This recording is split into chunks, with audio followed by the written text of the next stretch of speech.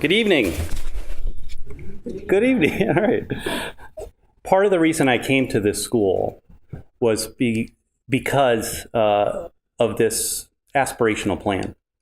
The title of my position is the Assistant Headmaster for Academic Affairs. And I think as parents or alumni or parents of alumni, you should be proud that the school created this new position so that it can free Leonard up to have more time to attend to all different types of the areas of the school, but also to kind of double down on the academics of the school, of the program. So that's my focus. About half of what I do is the strategic plan. Another half of what I do is to work with the divisional directors, the Achievement Center, the Director of Arts, Educational Technology, I think that's it. Service Learning. Another half of my job, so yes, that's more than 100%, is to kind of do other kind of projects all around as well. So what inspired me, though, as I looked at this position and saw this plan, which is extremely different than most schools. Most schools, a strategic plan talks about people, and it talks about the plant, and it talks about program. It sometimes talks about 21st century skills. But this one, 7 out of the 8 goals are almost directly related to program. And just as a guy who's been in education for 30 years, it's the heart of what they're talking about on a national scale. And that is what's beyond a 20th century education, but what truly is 21st century skills that are needed today. So let me give you a little, I'm not going to go over the whole strategic plan. You've got a copy, but I'll just spend a little bit of time looking at its structure and then how we're going to go about implementing this. So overall, we have our 8 goals. The first goal is our Episcopal identity and creating a culture of respect. That's really kind of very much generalizing a much richer description of all the 6 action steps that are below it. Goal 2 is the Cavalier mindset, and which really is talking about resilience, is talking about cooperation, it's talking about imagination. And also, as been mentioned by Leonard, it's really the heart of this. What we need to teach our children is to be able to, that failure is not an end, that's just trying to do it better the next time. My last part, I did many different things in my last school as a divisional director, dean of students, science department chair, but I also did some fundraising. And one of my students who I visited in Arizona, at the University of Arizona, was doing research trying to figure out how to get electricity from bacteria, which probably isn't going to work, by the way. But I taught him biology, and I asked, well, what was most important that we taught you at the school I was at? And he said, and I was waiting for your biology class, that's why I was a PhD student, and he said, you taught me how to communicate and how to write, and that when my experiments fail, which they do most of the time, that I have the desire to get up and do it better the next time. Because that's how it works. Most of science is failing. So that is central to goal 2. Goal 3, our wellness of children. You read in the papers all the time about anxiety, about social pressures, about a go, go, go, go, go. We pride ourselves in the school at being a highly competitive school. But where is the balance that students aren't overworked? How do we address that directly as a school? Moral reasoning. Goal 5, writing, is sometimes a surprise, and I might predict a question that some of you have. Well, what about math? Is history all right? We have an excellent writing program right now. The key is this really came from that, as Leonard mentioned, that college task force that was looking at one of their biggest things was saying our incoming freshmen do not have basic writing skills and building arguments the way they should. If you can give us those students who have these other features, these other characteristics, great, but teach them how to write. So we said, all right, let's kind of make an excellent program even better. Our curriculum alignment then is how we incorporate all this, primer through 12, so there's a natural flow. Service and external learning, we do a good job, but what other resources? How can we partner with the different universities, businesses? Is the service we're doing enough? And then finally, we need money. We need to do all these things. The school doesn't run without having a strong financial base. And so how do we look at that and grow our financial stability? We end up with 40 different action steps. I want to underline that we're starting from a school of excellence. The key to this is not that we have something that's broken, that we're trying to solve a lot of problems in every single one of these areas, but what are the things that we can enrich, and what are the things that we can expand, and what are the things that we should let go? Those are the questions for in each one of these areas. So when Leonard hired me, and on our first meeting, I've never said this to you, I don't know if you remember this, I arrived in July, and Leonard was actually going away on vacation pretty soon after I arrived. And we're having our first meeting, and I said, we're here, and let's talk about kind of starting plans for the summer. And he said, Ted, you need to implement the strategic plan. That's your job. And that was it. And then he got up and went on vacation. And I went for a couple of weeks doing oh gosh, what have we, I read it. It looks really good. I'm thrilled by it, but okay, we need to actually do it. So how do we implement 40 action steps? This is not brain surgery. So what we've done is we've created for each one of these goals, they're all actually each working kind of on its own. There will be some collaboration later, but we appointed a goal steering committee for each one of these goals. So their task is just to look at the Episcopal identity, this goal number 1, and make sure these 6 steps happen in the next 5 years, or some version of them. Because they need to interpret what does those mean, what does that actually look like, what are the best practices for that, and what's actually the best practice for us. So with their singular focus, now we've broken this down into each group working on its own. We had hoped, after we introduced this to the faculty, and they had been part of the creation of the plan, and they had gone to a handful of meetings to get their input, and then it got kind of whittled from there and crafted, and then spontaneously appeared in September. When we introduced this to them, we said, we hope that some of you will want to kind of sign up again to help be on these goal steering committees. It's a huge time commitment. We know that a lot of you have young children, but it's going to take at least 2 meetings a month. That's 15 meetings after school over the course of the year to be the leaders in each one of these areas. And we honestly thought that we would get 3 to 4 faculty and staff to be part of these things. That's a huge time commitment. And we said to everyone, and if you're not even on one of these, as a leader in one of these steering committees, we're going to be asking you to be part of this thing. Don't worry. Everyone's going to be on this train. We expected 3 to 4 people on each one of these. We ended up with 81 volunteers. That's about 10 for each goal. What a statement that the faculty, and let's put it in perspective, and most of those are faculty, there's some staff on them, but there's roughly 125 faculty in the school. So you have more than half of them wanting to go this extra commitment for one of these areas that is particularly appealing to them because they know that they can make a huge impact on the school and on education, and they're thrilled about the future of education now. It speaks volumes. And that energy is so evident in those meetings.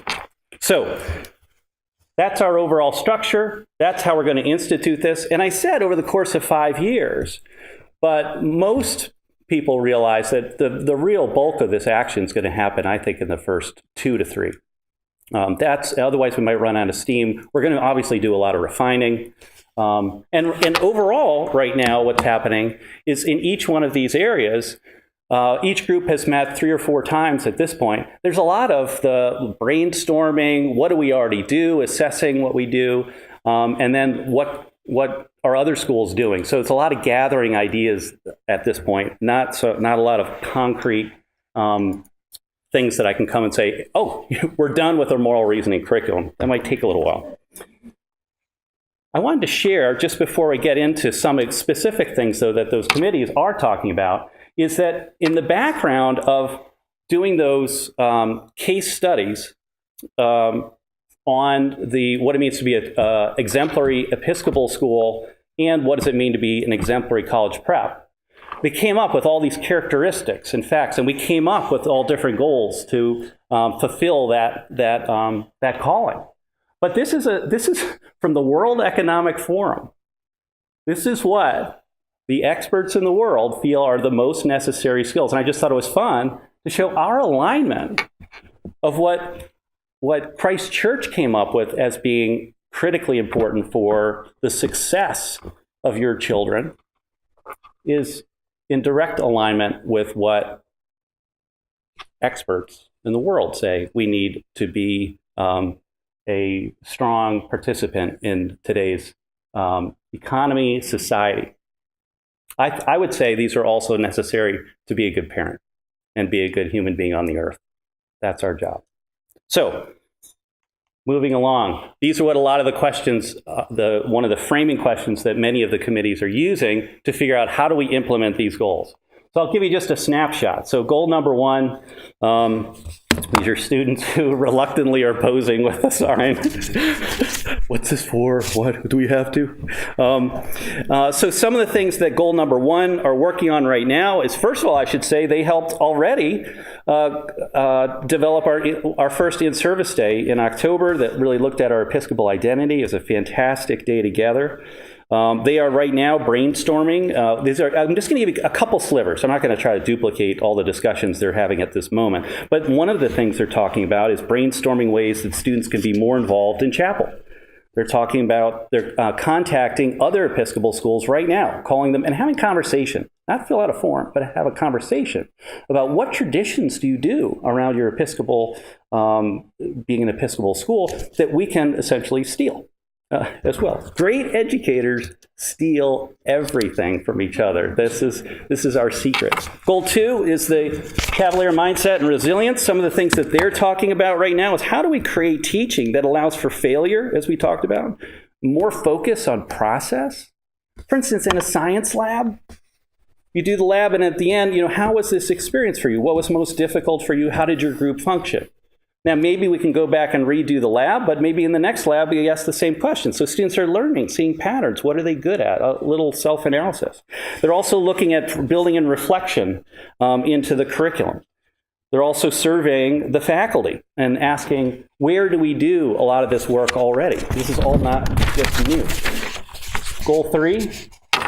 They're talking about one of the things is setting up a mini task force for one of their action steps to talk with Flick, our food service, to promote a more healthy eating habits. How is that possible? What does that look like? They're interviewing schools that appear to have really good wellness programs. John Zabel is in the back. He's he's actually the chair of that committee. And they are planning our next professional development day. So these are, so for the whole faculty. So we're already, right now, continuing our professional development as a faculty. Goal 4 is in moral reasoning. And this is maybe my favorite group. I get to sit in on all these different groups. They have done nothing, because what they've done something. There are about 7 people on this committee. 2 of them have masters in divinity. 2 have masters in philosophy. And I'm just laughing because all they've been doing is trying to figure out, what is moral reasoning? How does that relate to ethical reasoning? Is this an action? Is this they are so up there. They have one more meeting. This last meeting, I had them promise that they can only talk about this one more time, and then they actually have to do something. But that's kind of the perfect philosophy degree, maybe. A lot of talk. All right, anyway, goal 5. We'll get there. There will be a moral reasoning curriculum in this school, I promise. once we put our feet on the ground. Goal 5, they are surveying right now what we are already doing, cataloging the way people are teaching writing. They're also doing external. There's some writing centers in some other schools. We might have one at some point, but trying to find, again, those people who have studied this well. And again, I want to say we have a great writing program already, but how can it be articulated better? And one of the things they know already is they need to create a common terminology that starts literally in primer and goes all the way through 12th grade, so that we use common language with even things like saying building an argument. So what are these things that students then at their developmental stage get a new level of those, so it's not kind of new concepts every time. I worked in a school that had a hockey program that they did the same drills with 7th grade as they did with the varsity team. So a kid just steps on, gets on the ice, knows exactly what they're doing. That's the program. It's a similar growth of just scaffolding to the next level in education.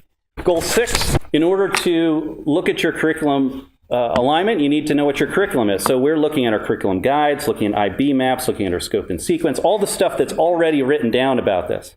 And there is a discussion of a curriculum map. Curriculum maps in education can be dangerous because they can be a lot of work to catalog everything. It looks so good, this monstrous spreadsheet, but can you use it? Can you really identify? Does it actually get us somewhere? So we are interviewing different schools as well, who've gone through this experience to look at what have they developed, so that we do need to articulate and find where gaps are, but something that's useful for our teachers, that isn't just a nice, beautiful, big document that can sit on a shelf. The other thing they're really looking at is how the curriculum, we can build in a process of renewal. So, for instance, I don't know if this is what we'll do, that next year the math and English departments are going to be reviewing their curriculum primer through 12, and then the next year the science one and the history are going to review primer through 12, and et cetera, et cetera. And then 4 years from now we go back to the English one, and they keep reviewing. So that there is there's an evolution that we know is not just done when the strategic plan's done, but has plans for constant renewal. Service. They've started cataloging what we're already doing. They're already examining different schools who have summer intern programs. They're often run by someone that you would show up, particularly in the middle and upper school, and there would be a catalog of 20 different experiences in the Greenville area that you could join a company or have a mentor. So they're looking at the beginnings of that. How did other people do that? What are the role of international trips and service there? Would our sophomore project in the upper school, could that be a career exploration as part or maybe central to that project? So some of this is utilizing what we already do. And then finally, a lot of this is really having the admissions and advancement and the business office doing their jobs really well. And so some of that is they're actually looking in development office of restructuring their office, looking at different roles, looking at different modeling in the business end. How can we grow the endowment so we aren't so tuition dependent? So they're off and running. So that's the scope. In asking how might we, this is really the question. This is a worthy endeavor for us, and hopefully for you sending your children here, is changing the world. And I want to end with 2 final points, is that a lot of this is talking about skill sets, is talking about being a self-advocate, is a lot of character skills, a lot of different types of reasoning. We're not getting rid of content. You need to know parts of the cell. You need to know some dates that happen in history class. So we are not turning in to a completely progressive school at this point. We are going to be true to ourselves. But these things are where education's going. It's what we saw. This is what the world needs, and this is what we're going to be embracing over the next few years. And the last part, I want to anticipate a question, and that is as parents, as alumni, as parents of alumni, as friends of the school, how do I get involved? How are you going to? Where am I in this process? And the short answer is, at this moment, it's all a process. I don't know where we're going to end up. At this moment, though, it is on our faculty and staff to be steering these committees. You have hired us to look at as professional educators to figure out what the best writing program is. At different points throughout this process, though, we are going to need your input. What was your experience with this? What do you think of this? I don't know exactly where those pieces will be, when they'll be, but you are obviously an incredible resource. Many of you experience this or are experiencing this as parents, and so we're going to need your input at some point. And I don't know when that is. I wish I did. I don't know exactly what it'll look like. So, thank you.